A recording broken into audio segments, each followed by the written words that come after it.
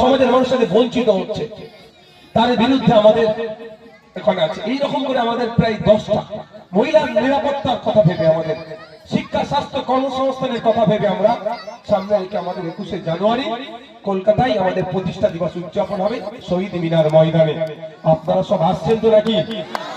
এবারে শুধু ছেলেদের নয়, শুধু ছেলেদের না, আমার কাছে খবর আছে ছেলেদের সাথে সাথে মেয়েরাও প্রস্তুতি নিচ্ছে। হ্যাঁ, মেয়েদেরকেও যেতে হবে। অন্তত আমি বলেছি বুথ ভিত্তিক একের অধিক গাড়ি যেন মহিলাদের হয়। কি মায়েরা আসবেন তো নাকি? 21শে জানুয়ারি বেলা 11টার মধ্যে কলকাতায় আপনাদের পৌঁছাতে হবে। শীতের বেলা আমরা এই এত বেলাও আমরা করবো না, আমরা তাড়াতাড়ি প্রোগ্রাম শেষ করব। তবে শহীদ মিনার ময়দানে একটা বড় চমক আছে। 4-4.5 বছর ধরে যে কোনো একটা চমক আপনারা দেখতে পাচ্ছেন না, সেটাও আছে। আপনারা আসবেন, সেই চমকটা শহীদ মিনারের ময়দানে আপনাদেরকে দেওয়া হবে। পরিশেষে এতটুকু অনুরোধ করব, রাজনৈতিক হিংসায় জড়াবেন না, রাজনৈতিক হিংসায় জড়াবেন না।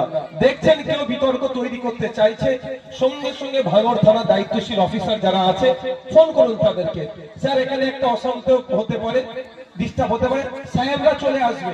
তারাও চাই না অশান্ত করুক, কারণ কলকাতা পুলিশের সুনাম পৃথিবী জুড়ে আছে। এটা মাথায় রাখুন, কলকাতা পুলিশের সুনাম পৃথিবী জুড়ে আছে।